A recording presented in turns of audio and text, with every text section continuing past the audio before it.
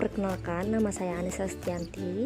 Saya mahasiswi dari Universitas Tanjung Pura Pontianak, Prodi Bimbingan dan Konseling. Di sini saya akan menjelaskan beberapa tahapan pada konseling. Nah, yang pertama, identifikasi masalah. Wahyu adalah seorang peserta didik yang mengalami permasalahan, yaitu selalu merasa tidak tenang ketika menghadapi ujian. Wahyu terkadang tertekan ketika melihat nilai ujian keluar. Karena bingung bagaimana cara mengatasi permasalahan yang ia hadapi, maka Wahyu datang kepada konselor untuk membantunya untuk memecahkan masalahnya. Yang pertama, masuk kepada tahap awal konseling untuk mendefinisikan masalah klien. Assalamualaikum Mbak Amel. Waalaikumsalam Dek, mari silahkan masuk. Attending. Baik Mbak. Wah, sepertinya sekarang kita jarang berbincang-bincang ya Dek. Bagaimana tadi sekolahnya? Pulang jam berapa? Attending bertanya terbuka. Wah, iya Mbak. Saya tadi pulang sekolah jam 10 Mbak. Kok pulangnya tidak seperti jam biasanya Dek? Attending bertanya terbuka. Iya Mbak, soalnya saya tadi tryout. Oh, begitu. Tapi Mbak melihat Dek Wahyu ini seperti agak murung. Apakah begitu? Refleksi perasaan bertanya terbuka. Iya benar Mbak. Mungkinkah Dek Wahyu ini ingin mengungkapkan perasaan tersebut kepada Mbak? Eksplorasi perasaan bertanya terbuka. Iya begini Mbak, saya selalu merasa tidak tenang setiap menghadapi ujian. Kalau begitu, Mbak ingin tahu apa yang membuat Dek Wahyu merasa tidak tenang? Eksplorasi perasaan bertanya terbuka. Begini Mbak, saya mengalami kesulitan ketika mengerjakan soal-soal ujian karena banyak materi yang saya kurang paham. Di samping itu, saya juga tertekan Mbak ketika melihat nilai ujian yang sudah keluar. Jadi Dek Wahyu ini cemas karena belum bisa mendalami materi ujian sehingga berdampak pada kekhawatiran nilai, begitu? Para prasing. Iya Mbak. Masuk kepada tahapan pertengahan konseling, mengolah masalah klien yang sudah didefinisikan. Baik, Mbak mengerti apa yang Dek Wahyu rasakan mengenai materi ujian. Apakah hanya materi kelas 9 yang kurang paham atau kelas 7 dan 8 juga? Empati, eksplorasi konten, bertanya terbuka. Kelas 7 dan 8 juga Mbak. Bagaimana dengan kegiatan Dek Wahyu selama ini, baik di sekolah maupun di rumah? Apakah ada yang menghambat? Bertanya terbuka, eksplorasi pengalaman.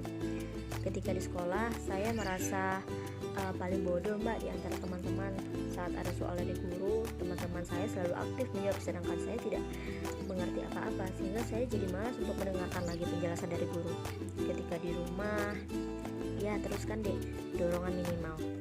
Ketika di rumah, saya berusaha belajar memahamkan materi Mbak, tapi tetap saja tidak paham-paham, dan akhirnya gadgetlah yang mengisi waktu senggang saya. Lalu, bagaimana dengan orang tua Dek Wahyu? Apakah mereka mengetahui tentang hal ini? Ataukah mereka juga ada kaitannya dengan permasalahan yang Dek Wahyu alami? Fokus, bertanya terbuka, menjernihkan.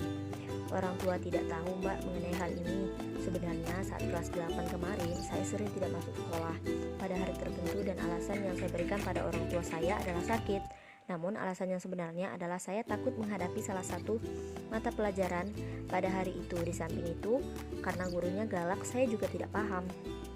Mbak suka dengan keterbukaan Dek Wahyu. Namun, adakah kemungkinan bagi Dek Wahyu untuk memikirkan cara-cara terbaik untuk meningkatkan minat belajar? Empati primer mengarahkan. Sebenarnya saya ingin belajar kelompok bersama teman-teman seperti mengerjakan soal, kemudian membahas bersama, namun saya minder Mbak. Ya, kalau tidak, saya juga ingin agar orang tua mengizinkan saya untuk privat, namun sejauh ini saya belum berani bilang. Memasuki tahap akhir konseling, perencanaan, menyimpulkan serta mengevaluasi. Dari apa yang Dek Wahyu katakan, Mbak melihat bahwa dalam diri Dek Wahyu ini sebenarnya ada kemauan yang tinggi untuk belajar, namun dihambat oleh rasa pesimis. Apakah begitu? Konfrontasi. Ya benar Mbak, setelah lulus ini, saya juga ingin masuk SMA pilihan saya, jadi saya berharap bisa lulus dengan nilai yang tidak mengecewakan. Baik, Mbak menghargai kegigihanmu untuk berusaha dan menurut Mbak, alternatif yang kamu pilih ini tampaknya cukup realistis. Nah, kalau Dek Wahyu tidak keberatan, Mbak bisa membimbing kamu untuk sementara waktu ini. Bagaimana? Empati, memimpin, mengambil inisiatif. Mbak kan kuliahnya sering pulang malam, apakah tidak mengganggu? Saya juga malu di hadapan Mbak jika nantinya tidak tahu apa-apa. Alangkah baiknya Dek Wahyu rileks saja. Untuk masalah waktu, nanti Mbak bisa meluangkannya di hari Minggu. Nah, Dek Wahyu jangan berpikir negatif dulu mengenai kemampuan yang dimiliki. Berbanyak istighfar agar hati dan pikiran lebih tenang. Interpretasi memudahkan. Baiklah Mbak, lalu bagaimana ketika di sekolah agar setidaknya saya mampu sedikit demi sedikit menyerap materi dari guru? Jangan sungkan dek untuk bertanya pada guru jika belum paham. Nah, tentunya seorang guru akan mengerti dan tak ragu untuk mengulangi penjelasannya lagi karena mereka juga berharap agar ilmu yang disampaikan bisa bermanfaat untuk semua muridnya. Atau Dek Wahyu bisa juga meminta penjelasan dari teman yang lebih paham. Nah, namun hal ini Mbak kembalikan lagi kepada Dek Wahyu karena kamu sendiri yang lebih mengerti membuat nasihat. Ya Mbak. Nah, untuk lebih memudahkannya lagi, bagaimana jika Dek Wahyu membeli buku-buku prediksi soal ujian seperti detik-detik? Nah, sebab dalam buku tersebut diulas soal ujian tahun-tahun sebelumnya beserta pembahasan dan prediksinya. Tak hanya itu, dalam buku semacam itu biasanya juga terdapat ringkasan materi mulai dari kelas 7 sampai kelas 9, memberikan informasi. Baiklah Mbak, kalau begitu. Namun di samping itu saya masih ragu apakah dengan waktu yang singkat ini saya bisa memaksimalkan usaha saya atau tidak. Sesungguhnya Allah Subhanahu wa Ta'ala akan memberi kemudahan bagi hambanya yang mau berikhtiar terlebih dahulu. Nah, berarti semuanya itu ada pada diri kita semuanya dek. Nah, insya Allah Allah Subhanahu wa Ta'ala akan memberi kemudahan untuk segala urusanmu. Jadi jangan pesimis dulu dek, buktikan kalau kamu bisa. Memberi nasihat, mendorong. Baik, saya mengerti Mbak. Dari pembicaraan kita sejak tadi, Mbak pikir ada beberapa hal yang dapat kita peroleh sebagai kesimpulan sementara. Nah, dapatkah Dek Wahyu mengemukakannya? Menyimpulkan sementara.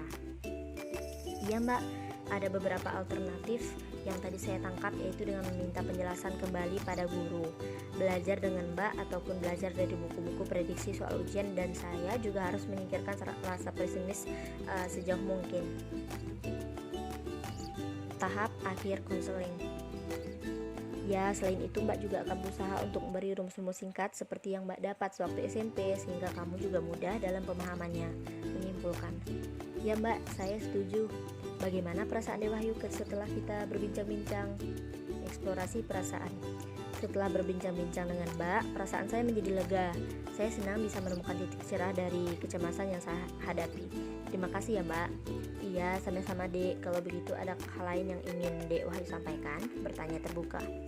Saya rasa sudah tidak ada lagi Mbak. Jika sudah tidak ada lagi, bagaimana jika kita sudahi perbincangan ini Dek? Di lain waktu, jika masih ada yang mengganjal, Dek Wahyu bisa datang lagi ke Mbak merencanakan. Baik Mbak, kalau begitu saya pamit ya Mbak. Assalamualaikum Mbak. Waalaikumsalam.